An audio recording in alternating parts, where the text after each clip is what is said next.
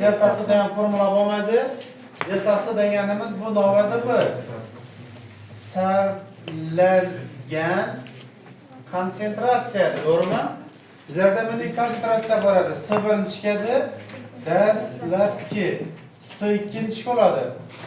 Bu oxirgi, ya'ni parchalanishdan keyingi qolgani bu.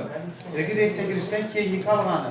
Deltasi esa shuni sarflangani, ya'ni S1 dan S2 ni olib tashlagani. To'g'rimi? Sendan so'rashi mumkin, dastlabkini topib ber deyishligi mumkin. S1 topish uchun ishlatasan shunda. Deltasiga S2 ni qo'shasan axir, S2 ni top deyishi mumkin. S2 ni chetda qo'ysan, S1 dan deltasini olib tashlaysan. Bozorga borib 500 ming so'm pulim bo'lsa, sarflangan 200 ming so'm bo'lsa, qolganini ishlatasan, 300 deysan axir, 500 dan 200 olib tashlab, dastlabkini ishlatganingni olib tashlaysan. Yoki bo'lmasa, dastlabkini to'xtatib turibman, 200 ming ishlatganingdan keyin 300 ming pulim qoldi. Dastlabkicha so'm bo'lgan shunda. 500 bo'lgan, ha? Shundan bilmaydilar. Marta kamaydidan bilmaydilar o'rtoqlar. Misol uchun, qandaydir moddaning konsentratsiyasi 8 molar edi, u deydi 4 marta kamaydi deydi. Misol uchun masalada 4 marta kamaydi desa, nima ham men ona beradi, qarang. S1 8 edi. 4 marta kamaydi desa, bu keyingi konsentratsiya kelib chiqadi. Qolgan konsentratsiya keladi. Shunda S2 chiqadi desa, 8 ni 4 ga bo'lasan, cha bo'lib qolgan. 2 bo'lib qolgan. Sarflangan chiqadi shunda 8 2 ni aytaysan 6 bo'ladi.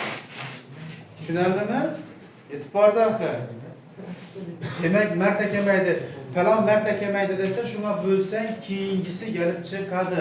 Misol uchun 500 ming so'm pulim bo'lsa, 5 marta kamaydi desam, pulim, demak seni pulim 100 ming bo'lib qolgan. Nechalisini ishlatgansan desak, 400 ni ishlatgansan. O'sha sana ishlatgan konsentratsiyang kerak bo'ladi. Ishlatganingni sen shu ishlatish uchun ketgan vaqtda bo'lsang, nima keladi? Tezlik keladi. Sekundda, minutda mencha o'zlarini yaxshi bilsangiz kerak. Minutda berib sekundda toptayishi mumkin, sekundda berib minutda toptayishi mumkin. Unda sekundda minutda sekundda aylantirib bilsak kerak. Demak, deltasini topishimiz uchun tezlikni vaqtga ko'paytirsak, sarflangan konsentratsiya keladi, to'g'rimi? Deltasini topishimiz uchun, ya'ni vaqtni topishimiz uchun sarflangan konsentratsiyani tezlikka bo'lsak, kelib chiqadi ekan. Demak, keyingisi, demak, moddalar reaksiya tezligiga ta'sir etuvchi omillar bor edi. Birinchi konsentratsiya ta'siri bor edi. Goldberg bilan Vage degan olimlarning qonun qoidalari bor edi. Ya'ni bu reaksiya konsentratsiya reaksiya tezligiga to'g'ri proporsional bo'ladi. Ya'ni konsentratsiyani oshirsak, moddalarning to'qnashish koeffitsiyenti yuqori bo'ladigan reaksiya tezligi oshib ketadi deydilar. Ya'ni konsentratsiya reaksiya tezligiga to'g'ri proporsional degan. Keyin reaksiya tezligini topishimiz uchun reaksiyaga kirishayotgan moddalar konsentratsiyalarini ko'paytirish kerak degan formulasi bor edi. Bundan massala ta'sir qonuni formula bor edi.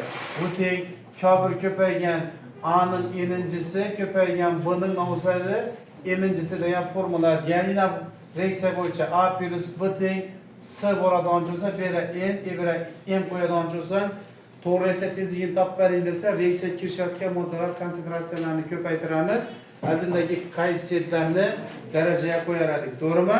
Bu yerda K degan narsa bor edi, bu tezlik konstantasi bo'lib, ina bulardan temperatura o'zgarmas sharoitda dastlabki moddalardan birdan oladigan bo'lsak, reaksiyaning tezligini bildiradi yoki reaksiya tezligiga teng bo'ladi degan ma'noni beradi. Misol uchun, hozir bundan bir desak, bir nafarik qo'ysam bular yo'qolib ketadigan, bu teng olib qolamoqi. To'g'rimi? Ya'ni reaksiyaga kirishayotgan moddalarning konsentratsiyalarini 1 mollardan olgandagi tezlik bu tezlik konstantasiga teng deb qaraladi. To'g'rimi? To'g'ri reaksiya tezligini topishimiz uchun dastlabkilarni ko'paytiramiz, tezkani topish uchun ishlatamiz, mahsulotni ko'paytiramiz. Oldindagi son bo'lsa darajasini chiqarib qo'yaveradi. To'g'rimi axir? Misol uchun azot plus vodorod reaksiyaga kirishib, ammiakni hosil qiladigan bo'lsa, 2 marta oshirdik desak, 2 ning 3-chi marta oshamiz shunda bu 8 marta shatadi ekan, 8 marta ortadi. Shuni e'tibor eting, konsentratsiyani ko'paytirsak, reaksiya tezligi oshadi. Misol uchun, ish holatda turibdi, Şöyle hozma B'nin onuna bu konsentrasyasını 2 marta köpaytırdım da. Bunu 2 marta köpaytırsam reaksiya tezligi oshadi da. Konsentrasiya ko'paysa reaksiya tezligi oshadi. Ba'zi masalalarda 8 marta ortadi, 8 marta kamayadi deb ham qo'yadi. Sen işi senden 8 çıkarasan bu ortadığını belgileymen mi, kemeydiğini belgileymen mi de oynayıp oturasan. Doğru mu? Onda şetemiz konsentrasyonun o'zgarishini qaraysan. Konsentrasiya kamaygan bo'lsa, reaksiya tezligi 8 marta kamayadi. Konsentrasiya oshgan bo'lsa, reaksiya tezligi 8 marta ortgan bo'ladi. To'g'rimi axir? Tushunarlar? Keyin bosim ta'siri boradi. Bosim nima ta'sir ko'rsatadi? Gaz moddalarga ta'sir ko'rsatadi. Bosim oshdi yoki bosim kamaydi desa, reaksiya tezligidagi gaz moddalarini biza qarab chiqamiz. Bosim oshdi desa, shu reaksiyadagi har bir gazning konsentratsiyasi shuncha marta oshadi. Ina bu konsentratsiya ta'sirida birini kamaytirib, birini ko'paytirishimiz mumkin. Lekin bosimda bosim oshdi dedimi, reaksiyadagi hamma gazlarning konsentratsiyasi shuncha marta oshib ketadi. Endi formula boradi-ku. Bosim oshsa, hajm kamayadi, konsentratsiya oshadi degan yerlari boradi. To'g'rimi? Demak, azot plus vodorod bilan reaksiyaga kirsa nima chiqadi?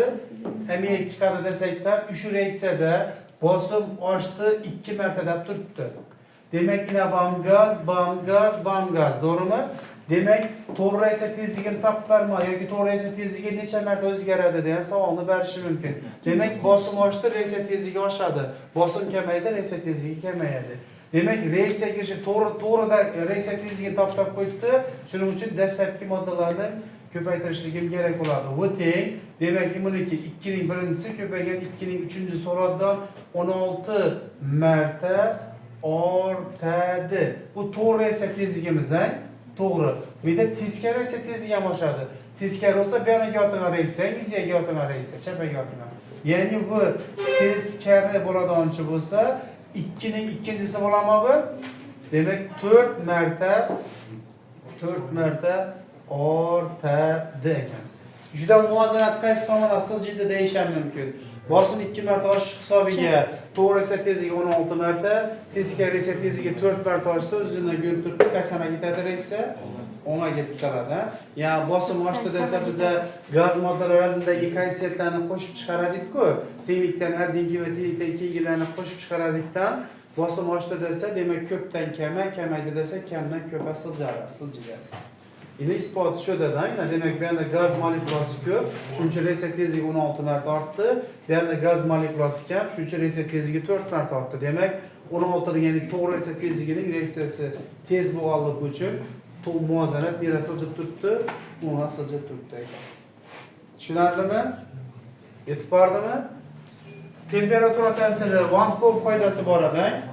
Temperaturani har 10 gradusga ko'targanda reaksiya tezligi avvalgisiga nisbatan 2 yoki 4 marta oshadi degan ma'noni beradi. Demak, Vt2 taqsim Vt1 teng koeffitsiyentning darajasida T2 minus T1 taqsim 10 degan formulasi bor edi. Vt2 degani bu katta gradusdagi tezlik, Vt1 degani bu kichkina gradusdagi tezlik, yana bu gamma deganimiz bu temperatura koeffitsiyenti bo'lib, reaksiyaning har 10 gradusga ko'tarilganda necha marta ortishini bildiradi. Avvalgisiga nisbatan necha marta ortishini bildiradi. Misol uchun koeffitsiyenti 2 desa, sen har 10 gradusga o'tilgan vaqtda temperaturaning reaksiya tezligi har 10 da 2 marta oshadi deydi. Misol uchun qaranglar. Ishida 20 gradus, 30 gradus, 40 gradus, 50 gradus turibdi. Temperaturani men 20 dan 50 gacha chiqardim. Koeffitsiyentim necha dedi? 2 deb turibdi misol uchun. Koeffitsiyentim 2 deb turibdi. Demak, 20 dan 50 ga ko'targanda reaksiya tezligi qanday o'zgaradi dedi. Temperatura oshsa o'rtada reaksiya tezligi oshadi. Nechun oshadi? Sababi temperatura oshgan vaqtda molekulalar harakat tezligi oshib ketadi. Va to'qnash koeffitsiyenti yuqori bo'ladi. Mashina tez haydasang avariya ko'p bo'ladi-ku.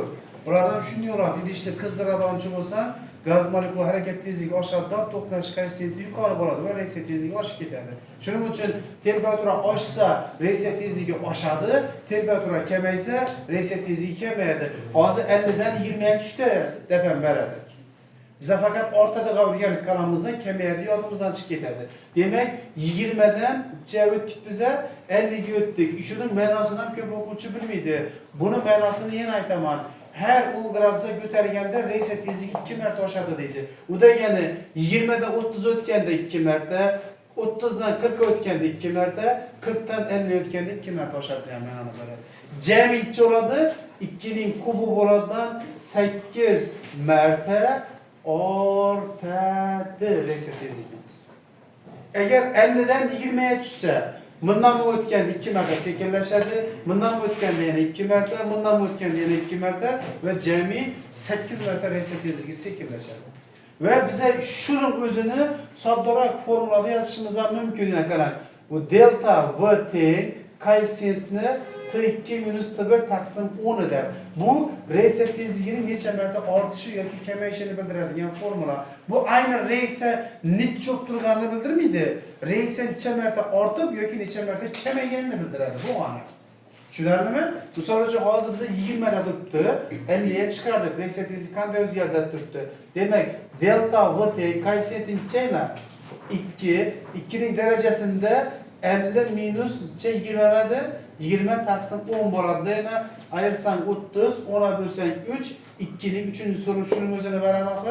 Bunday deb yozib bergandan bunday deb yozgan qulay-ku. To'g'rimi? Reysat tezligi demak hozir 8 marta ortadi. Demak, reysat tezligi necha marta ortishini bilishimiz uchun keyingi tezlikni dastlabki tezlikka bo'lsak ham bo'ladi. Misol uchun, avval tezligim 2 edi, 2 mol taqsim litr minut edi. Keyin reysat tezligim temperatura oshgandan keyin 16 mol taqsim litr minut bo'ldi. Demak, reysat tezligim necha marta ortdi desa, keyin 16 o'tdi desa 2 edi. Bo'lib olsak necha marta ortganiga kelami? 8 mi? Shu nodir tarifdan 3 ga solganina. Keyingi tezlikni dastlabki bo'lsak necha marta ortganligini bildirdi. Inabam necha marta ortganligini bildirar ekan, ha? To'g'rimi? Shuning uchun imbu bilan imbuni birlashtirib bir formula yasaganlar. Tushunarlimi? Agar vaqt birladan bo'lsa, imbu teskari bo'ladi dedi. Bu yerda katta gradusdagi tezlikni suratga qo'ysak, kichkina gradusdagi vaqtni bera qo'yamiz. Sababi bir kosa suvni olsandan birisi qaynar, birisi sovuq suv bo'ladiganchi bo'lsa, navatni salib beradigan bo'lsa, qaysini erish tezligi yuqori bo'ladi. Qaynar suvning erish tezligi yuqori bo'lib, unga ketgan vaqt necha bo'ladi? Kichkina bo'ladi. To'g'rimi? Sovuq suvda ketadigan vaqti katta bo'ladi. Shuning uchun ina ikkisi almashib tushadi, vaqtda emin yo'q qoladi. To 1 taqsim to 2 teng koeffitsiyentni t2 minus t1 taqsim 10 degan formula qo'yasan. To 1 da yana bu kichkina gradusdagi vaqt hisoblanadi. Misol uchun seni aytadi hozir 20 gradusda 8 minutda tugasa, 80 gradusda u 1 minutda tugaydi deydi. To'g'rimi? Shunday savol beradi. Minutda berilsa yoki vaqtda berilsa, shu formulada foydalansa, kichkina gradusdagi vaqtni berib qo'yasan, katta gradusdagi vaqtni mahrajga qo'yasan. Tushunarlimi? Muammosi yo'q, ha? Bu yil tunin ana nelarda Iste'mol olimpiadasidan o'quvchilar tushdi. Bunday qo'yibdi. Nima uchun ruh metalini nodir shunday o'xshaydi. Ruh metalini ikkita bir xil kattalikdagi, bir xil og'irlikdagi ruh metalini birini meydalab, kislota tashadi, birini esa meydalamay kislota tashadi. Nechun meydalanganning reaksiyasi tez bo'ladi degan savol tushdi. Yuzasi kattalashadi, to'g'rimi? Yuzasi kengayganligi uchun demak reaksiya tezligi oshadi. Qattiq moddalarda maydalanganlik darajasi bor. Qattiq moddalarni nechali maydalaydigan bo'lsa, reaksiya tezligi shuncha marta oshadi. Misol uchun bir dona moddani deydi, men 3 marta maydaladim desa, demak reaksiya tezligi 3 marta ortadi avvalgiga nisbatan deb ishlab ketasida. 103 marta kattalashadi. Tushunarlimi? E'tiborda keyin katalizatorlar boradi, yodlaringizda bo'lsa, katalizatorlar musbat, manfiy bo'ladi. Demak, musbat katalizatorlar reaksiya tezligini tezlashtiradi, manfiy katalizatorlar reaksiya tezligini sekinlashtiradi. Reaksiya tezligini sekinlashtiruvchi moddalarga umumiy nom bilan nima aytamiz? Ingibitorlar deb aytadik, to'g'rimi? Biologiyada ingibitorlar bo'g'uvchi gen deb aytilamadi. To'g'rimi? Piyozlarda bor edi. 13 nisbatda chiqamadi, shundaymi? Demak, keyin reaksiya tezligini oshiruvchilar bo'lsa musbat bo'ladi, keyin gamma gen kataliz, heterogen kataliz boradi. Demek reaksiyaga kirishayotgan moddalar bilan, o'sha reaksiyaga kirishayotgan moddalar bilan katalizatorning agregat holati bir xil bo'lsa, gomogen kataliz, har xil bo'lsa heterogen kataliz deb aytadi. To'g'rimi? Reaksiya tezligiga katalizator qo'shadigan bo'lsak, bu jarayonga kataliz deyiladi. Tushunarli bo'ldi ha? Belana milliy sertifikatdan tushdi, SO2 ni oksidlashda qaysi katalizatordan foydalanasan degani, vanadiy 5 oksiddan foydalanamiz. Demek şurada o heterogen kataliz hisoblanadi. Sababi SO2 gaz, kislorodin gaz, vanadiy 5 oksiddan esa qattiq bu heterogen katalizga misol bo'ladi ekan. Katalizator ichida reaksiya tezligini oshiradi degan savol ham bor. Katalizator ichida reaksiya tezligini oshiradi. Muvozanatda ta'sirlat beradi. Aktivlanish energiyasini kamaytirib reaksiya tezligini oshirib beradi. To'g'rimi? Aktivlanish energiyasi bitta bo'lgan katta jarayonni aktivlanish energiyasi kichkina bo'lgan bir nechta jarayonga bo'lib reaksiyani tezlashtiradi deb o'rgatdik.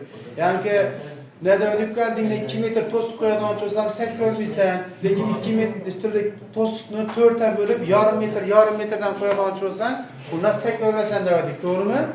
Aktivlanish shu deb yodlab qo'ying dedim.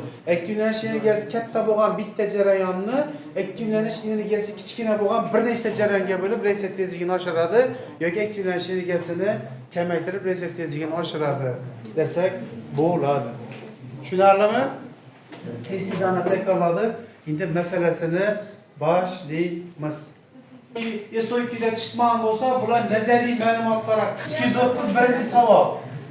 7 dan 20 gradusgacha oshirganda reaksiya tezligi 4 marta shatdi, 4 marta ortdi.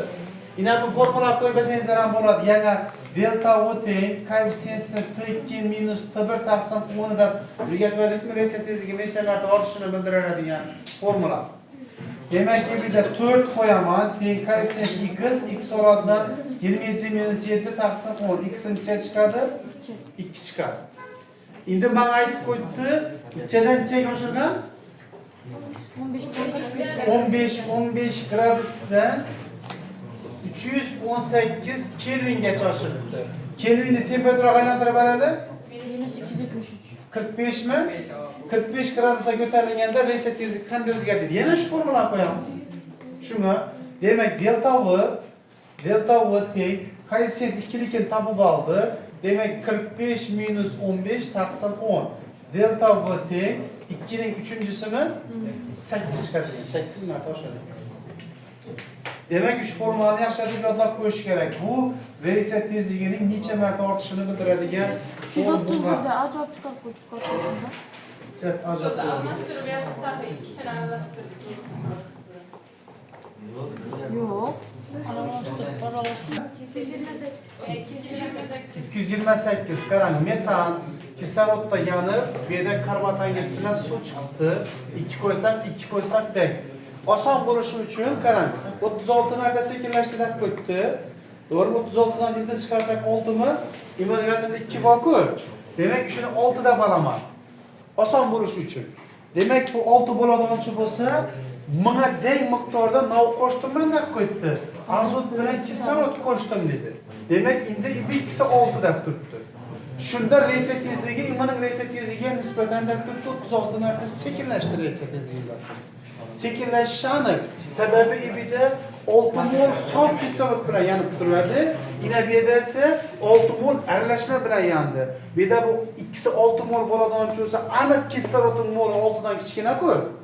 6 dan kichkina bo'lganligi uchun bir farq qo'ysa, reaksiya tezligini sekinlashtiribdi. Men iman x deb qo'yibdi, iman y deb boraman. To'g'rimi? Ibidagi kislorodning tezligi 6 ning kvadrati bo'ladi. Uni ondan ina bir kislorodni farq qo'ysam, mening tezligim nechta bo'ladi? Y ning kvadrati bo'ladi. To'g'rimi? Y moda bo'ldi-ku buni. İbrak farq qo'ysam, Y bo'lsa, albatta 2 bo'ladi. Necha kislorod qo'ydingiz azot bilan? Azot bilan yanmaydi-ku. 36 ina. 36 marta sekinlashida qo'ydik-ku, mana farq qo'ysak, mana nisbatan. Ne 36 ga daynadik. Ne uchun 6 da qolganim sababi bu bilan qisqaradi, aynan. Tushunarlimi? Agar hozir boshqacha son 1 da bosam, boshqa oladigan bo'lsam, hozirdan 1 desam bu qiyin bo'lib ketadi. 1 ni 36 ga bo'lishga to'g'ri keladi. Tushunarlimi? Demek y kvadrat teng 1, demek y teng 1 chiqadi ekan. 1 dan yigimiz 1 chiqadi-ku. Y 1 chiqqan bo'lsa 1 ni olib qo'yib qo'ysang birinchi oldi bu. 1 olsa yana buncha bo'ldi. 5 oldu. Tushunarlimi?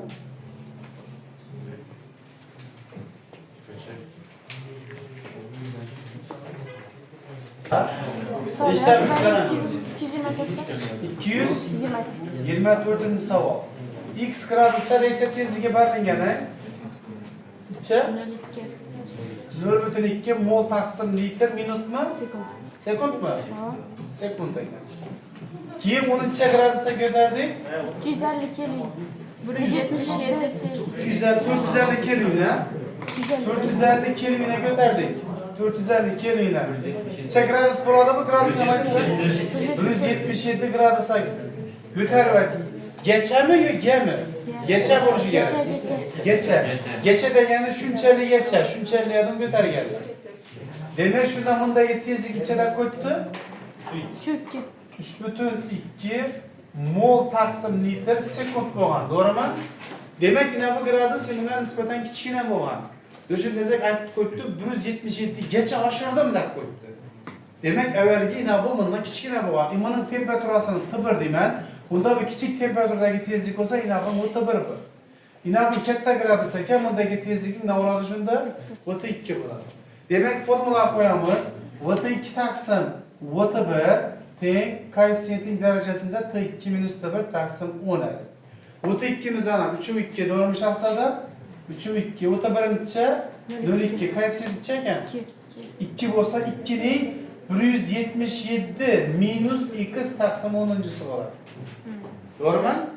Demek ki bunu böyle basang necha bo'ladimi? 16. 16 teng 2 ning darajasida 177 minus x taqsim 10 bo'ladi. Bu 16 degani bu 2 ning nechanchisi bu? 2 ning 4'inchisi. Demek ki şu derece 4 chiqishi kerak. Doğru mu? Bundan ko'p o'quvchi ishlayolmaydi. Shu 16 deb aytamiz. 2 ning 4'inchisi deyman. Bu degani bu eldagi asoslar tashlabasam bu daraja bilan ibudan yo'q qoladi bir-biridan. Ya'ni 177 minus x taqsim 10 teng 4 olib qoladi. Demak 177 x teng 40 oladidan bu yana o'tsa x'in 137 gradusga chiqadi. Tushunarlimi? 20. savol. Yaxshi deb e'tibor qiling, qarang. A plus M bo'lib nuqta deb qo'yib 110 gradusda turibdi, to'g'rimi? Shu holatda bosimni men oshirdim 3 marta. Demak, bosim 3 marta oshsa, konsentratsiya ham 3 marta oshadi. Demak, bam 3 marta oshsa, reset tezligi oshadi. Ya'ni ichki ko'rinishda oshadi. Delta V teng 3 ning birinchisi ko'paygan 3 ning n'si marta reset tezligi oshadi. Demakda 1 bo'lganligi uchun 3 ning birinchisi, mana qadimda n bo'lganligi uchun 3 ning n'si marta reset tezligi nechati? Ortdi. Endi temperaturani shattirlab qo'yibdi, pasaytiribdi. Necha gradusga? 30 gradusga. Ko'p o'quvchi 110 dan 30 ni oldi. Agar 30 gradusgacha deganda sak bo'lar edi. G deb uji katta temperaturadan kichik temperaturani ayirib berib qo'yibdi. Demak, mening bo'lgan 110 gradusdan 80 gradusgacha kamaygan reset tezligi ayirgan 30 chiqqanda. Tushunarlimi? Demak, 30 gradusga kamaysa, ya reset tezligi necha marta kamayishi topish formulasi bor edi. 2 ning T2 minus T1 dedik. Koeffitsiyenti T2 minus T1 taqsim 10 degan formula bo'lmadi. Koeffitsiyent 2 nikini bildik. Delta V teng 3 mi? Bu ikisining ayirmasini 30 deb aytib qo'yibdi o'zi. 30 taqsim 10 bo'ladidan bu 3 ning 3-chisimi 27 marta shatdi bu. Kamaydi. 27 marta reset tezligi kamaydi. Qarang, bosim hisobini 3-marta ortdi. Temperatura hisobini shuncha marta kamaydi va reset tezligi 3 marta kamaydi, ortdi deb qo'yibdi.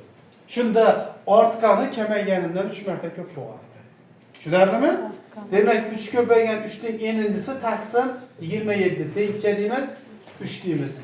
Demak, bu shprimni qisqartirib ekan bo'ladi. 3 ning n'si teng 27, n tengcha chiqadi ekan 3 chiqadi.